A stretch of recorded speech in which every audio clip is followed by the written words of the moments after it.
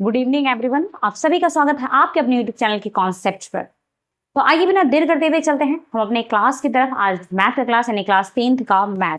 अभी जो हम पढ़ने जा रहे हैं वो क्या है, तो क्लास 10th का मैथ है। क्लास 10th के मैथ में हम क्या देखेंगे, तो क्लास 10th का मैथ कौन सा है, तो वो ये प्रश्नावली है यानी एक्सरसाइज 2.2। ये कौन सी एक्सरसाइज होगी, तो एक्सरसाइज 2.2 है। 2.2 का पहला सवाल हमारा सारा 6 का 6 कंप्लीट हो चुका है।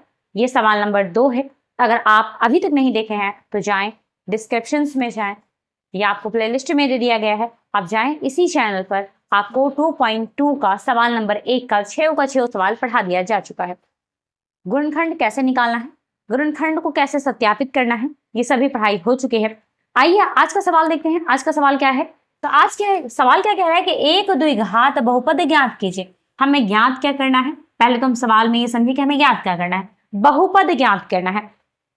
बहुपद ज्ञात करने के लिए हमारे पास क्या होना चाहिए, तो बहुपद कैसे हम ज्ञात करेंगे, तो बहुपद ज्ञात करेंगे तो उसमें चर और अचर पद होगा, यानी दो जो है वो चर पद होंगे और एक जो है वो क्या हो जाएगा, तो वो अचर पद हो जाएगा।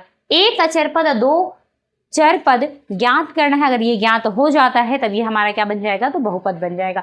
कभी कभी ऐसा होता है कि दो चर पद ना होकर के एक चर पद भी आ सकता है, यानी एक या दो चर पद होंगे, एक या दो चर पद और एक अचर पद होगा, इसे हम क्या कहेंगे, बहुपद कहते हैं। आइए उदाहरण के तौर पे मैं लिख के कुछ दिखा दूं कैसा होता है। जैसे हमने पीछे सवाल बना लिया x² - 4s और प्लस 4s² - 4s + 8, ऐसा कुछ भी हो, संख्या क्लियर नहीं है, जो भी हो ऐसी संख्या हो, यानी एक स्क्वायर में हो, बिना स्क्वायर में हो, यहाँ ऐसे है तो यहाँ भी ऐसे ही होगा। हाँ, तो ये x यहाँ भी, x यहाँ भी है, ये एक अचर पद है, मतलब दो चर है और एक अचर पद है। या हो सकता है जिस तरीके से आप बनाए होंगे x² - 4x, ऐसा भी कुछ होगा। तो कोई भी संख्या होगी, लेकिन क्या है, ये चर या अचर होगा, ये बहुपद के रूप में होगा, मतलब द्विघात बहुपद होगा, स्क्वायर इसका निकलेगा। आइए बनाकर ट्राई करते हैं कैसे निकलेगा। अब अगला क्या है, हमारे पास दिया हुआ है कि इसके शून्यकों का योग गुणन तथा गुणनफल क्रमशः दिया गया है। अब योग दिया गया है और गुणनफल दिया गया है, योग और गुणनफल दोनों हमें दिया गया है। क्या दिया गया है, तो योग और गुणनफल दिया हुआ है। योग का फॉर्मूला आप लोग सभी जानते होंगे अगर पिछली क्लास देखे होंगे तो। आइए सवाल हल करते हैं। सवाल में क्या है, पहले तो हम यहाँ लिखेंगे शून्यकों का योगफल। बात यहाँ गौर दीजिएगा कुछ चीजों पर। योगफल गौर क्या करना है कि हमें बता क्या रहा है कि शून्यकों का योगफल तथा गुणनफल, यहाँ पर फल आप लिख सकते हैं, योगफल तथा गुणनफल क्रमशः दिया गया है। इस क्रमशः की बात क्या होती है, क्रमशः, इसका मतलब क्या होता है, लगातार, यानी एक के बाद एक, इसका अर्थ यही होता है। मतलब क्रमशः का मतलब होता है एक के बाद एक। तो यहाँ कह रहा है कि एक के बाद एक जो है, पहले योगफल दिया है, मतलब क्रमशः लिखा हुआ है, और यहाँ योग पहले लिखा हुआ है। तो पहली वाली संख्या होगी, मान लो कि ऐसी कोई संख्या होगी, तो ये पहले वाला योग हो जाएगा और दूसरा वाला क्या हो जाएगा, तो गुणन हो जाएगा। तो यानी पहला वाला योगफल और दूसरा वाला गुणनफल होगा। तो आइए देखते हैं हमारे पास योगफल क्या दिया हुआ है। तो योगफल हमारे पास क्या है, तो ये पहला वाला सवाल अगर हम हल करते हैं, सवाल नंबर 1 हल करेंगे तो यहाँ लिखेंगे शून्यकों का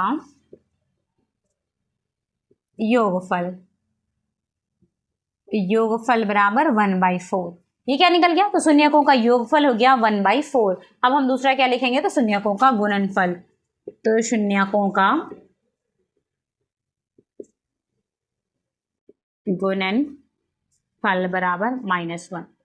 अब बात क्या आ रही है कि शून्य का योगफल का फॉर्मूला क्या होता है, तो इसका फॉर्मूला होता है, पहले फॉर्मूला लिख दूं, मैं पहले फॉर्मूला लिख देती हूँ, अल्फा प्लस बीटा। तो अल्फा प्लस बीटा बराबर 1/4 और अल्फा इंटू बीटा बराबर -1, ये फॉर्मूला है। मतलब योगफल क्या होता है, शून्यकों का योगफल क्या होगा, तो अल्फा प्लस बीटा बराबर क्या हो जाएगा, 1/4, और गुणनफल क्या होता है, तो अल्फा इंटू बीटा, और अल्फा इंटू बीटा बराबर क्या हो जाएगा, -1। आइए अब इसको हम हल करते हैं। हमें निकालना क्या है, तो हमें निकालना है द्विघात समीकरण। तो कुछ सूत्र हैं, कुछ फॉर्मूला का इस्तेमाल करें, तो यहाँ लिख देंगे, इसका हम फॉर्मूला लिख सकते हैं ax² - alpha plus beta alpha plus beta x और प्लस अल्फा इंटू बीटा। बस इतनी सी बातें हैं। ये फॉर्मूला अगर आपको याद है तो आप 2 मिनट भी नहीं लगेगा, 2 मिनट यानी 1 मिनट से भी आपको कम समय लगेगा और आप इस सवाल को हल कर सकते हैं। केवल ये फॉर्मूला आपको याद होना चाहिए। अब ये फॉर्मूला पर ही इसको बैठा देना है, खास कुछ करना नहीं है। हमारे पास ए में कुछ है नहीं तो हम सीधे क्या लिखेंगे, ए के पास कुछ नहीं है तो सीधे एक्स स्क्वायर लिख देंगे। माइनस का चिन्ह है, माइनस देंगे। अल्फा प्लस बीटा कह रहा है तो अल्फा प्लस बीटा की जगह पर हम देंगे 1/4। इसके बाद एक्स दे देंगे ये वाला, उसके बगल में जो एक्स है, प्लस अल्फा इंटू बीटा की बात कर रहा है तो अल्फा इंटू बीटा हो जाएगा -1। आइए इसे सॉल्व करते हैं। अब इसे सॉल्व की संख्या हमारे पास कुछ आ गई है, इन्हें क्या करना है तो सॉल्व करना है। तो ये एक्स स्क्वायर हमारे पास ऐसे ही रहेगा, माइनस ये 1/4 है, इसको अगर हम एक्स से गुना कर दे तो ये क्या आ जाएगा हमारे पास, तो x/4 आ जाएगा, प्लस प्लस माइनस माइनस हो जाएगा और ये 1 हो जाएगा। आइए अब यहाँ देख लें, कुछ नहीं है तो इसके नीचे कुछ नहीं तो 1 देंगे, इसका बटा का जोड़ करेंगे। आइए इसका बटा का जोड़ करके देख लेते हैं। तो हमारे पास है, पहले तो लेंगे 4 लेंगे एलसीएम, इसका एलसीएम 4 और 1 है, 4 1 का एलसीएम जो होगा वो 4 हो जाएगा, मतलब 4 है, नीचे इसके कुछ नहीं था एक्स के तो 1 डाल दिए। ये दोनों का एलसीएम क्या हो जाएगा, आप चाहें तो इसका भी ले सकते हैं, इसमें कोई दिक्कत की बात नहीं है। तो तीनों का हम चलिए ले लेते हैं, तीनों का ले लिए तो ये 4 हो गया। यहाँ पर अब 4 से गुना हो जाएगा तो 4x स्क्वायर हो जाएगा। यहाँ पर 4 से 4 कट जाएगा तो माइनस का माइनस, यहाँ x का x रह जाएगा और ये माइनस है, 1 तो कट जाएगा तो ये 4 हो जाएगा। कुछ नहीं है तो 0 है, 0 से ये कट जाएगा तो हमारे पास क्या बचेगा, इज इक्वल में हम 0 दे दें तो यहाँ पर हमारे पास होगा 4x स्क्वायर माइनस x और -4। ये हमारा क्या निकल गया, आंसर निकल गया। और ये क्या है तो ये निकला द्विघात बहुपद। क्या निकला हमारे पास, द्विघात बहुपद, ये आ गया। देख सकते हैं आप लोग, ये क्या है, ये द्विघात बहुपद आ गया है और यही हमारा आंसर है। पहला सवाल हमारा कंप्लीट हो गया है। पहला सवाल क्या हुआ, हमारा कंप्लीट हो गया। चलते हैं हम नेक्स्ट सवाल की तरफ। दूसरा सवाल क्या है, आइए सवाल नंबर 2 देखते हैं। सवाल नंबर 2 क्या है, सवाल नंबर 2 को हमें हल करना है। यहाँ पर क्या लिखेंगे, हल लिखेंगे। सवाल नंबर 2 हल करना है तो जाएगा √2, 1/3। इसमें भी सेम वही फॉर्मूला का इस्तेमाल करना होगा आपको, जिस फॉर्मूला का इस्तेमाल हमने पहले सवाल में किया है। सबसे पहले हमें लिखना पड़ेगा शून्यकों का योगफल। तो शून्यकों का योगफल क्या होगा हमारे पास, शून्यकों का योगफल। अगर इतने दिनों से पढ़ रहे हैं तो फॉर्मूला तो आपको याद हो जाना चाहिए। शून्यकों का योगफल हो जाता है alpha plus beta. Alpha plus beta बराबर क्या होगा, तो अल्फा प्लस बीटा बराबर, हम ये पहला वाला वर्ड लिख देंगे √2। क्या जाएगा हमारे पास, √2 होगा। उसके बाद हम लिखेंगे शून्यकों का गुणनफल। शून्यकों का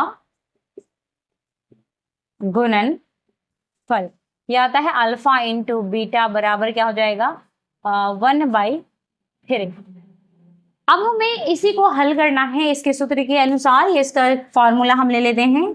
आप चाहे तो ये सूत्र, ऐसा सूत्र लिख भी सकते हैं, नहीं चाहे तो ये सूत्र ना दे करके डायरेक्ट फॉर्मूला लिख दें। ax square minus alpha plus beta x, उसके बाद है प्लस अल्फा इंटू बीटा, ये एक फॉर्मूला है। अब ये एक्स हमारे पास नहीं है कुछ तो हम यहाँ सीधे दे देंगे एक्स स्क्वायर, ए का मान कुछ नहीं है तो माइनस का माइनस देंगे। अल्फा प्लस बीटा की जगह पर हमारे पास क्या है तो यहाँ पर है √2, ये एक्स बगल में इसके आ गया और ये प्लस का प्लस है। अल्फा इंटू बीटा बराबर क्या है, 1/3 है।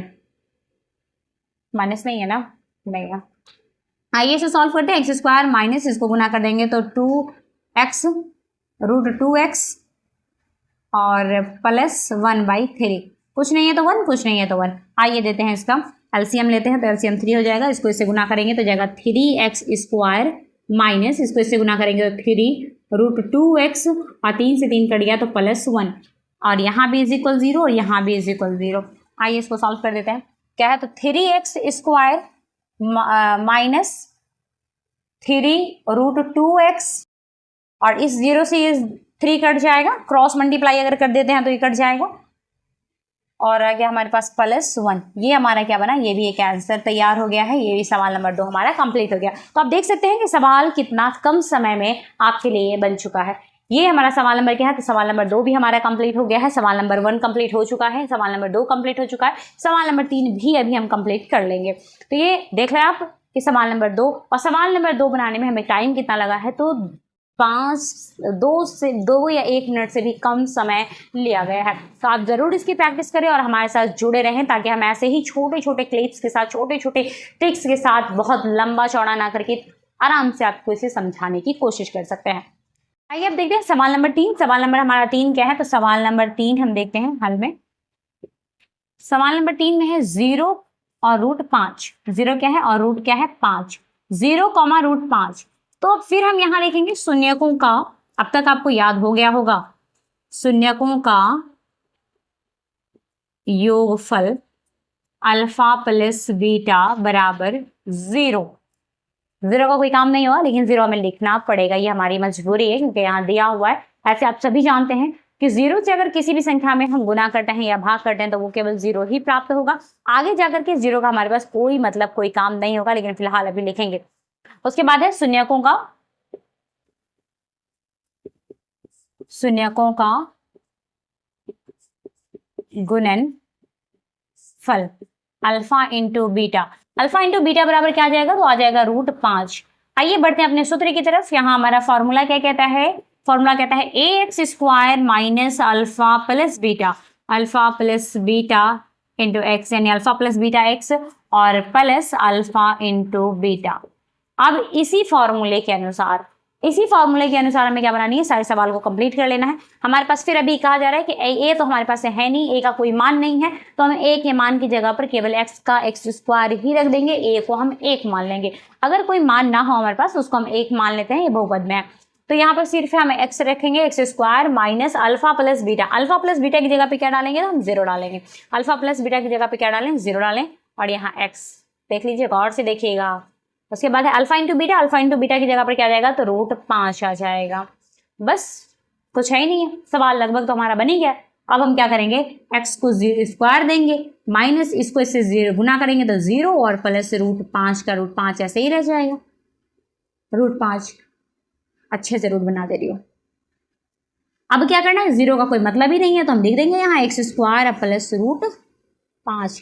ये भी हमारा आंसर कंप्लीट, मतलब सवाल नंबर 3 तक कंप्लीट हो गया। और देख सकते हैं आप बनाने में कम से कम टाइम लगा है। तो ऐसे ही आप हमारी क्लास से कंटिन्यू जुड़े रहें, हमारे चैनल से जुड़ें और ज़्यादा से ज़्यादा इसे शेयर करने की कोशिश करें, ताकि और भी लोगों तक ये पहुंच सके।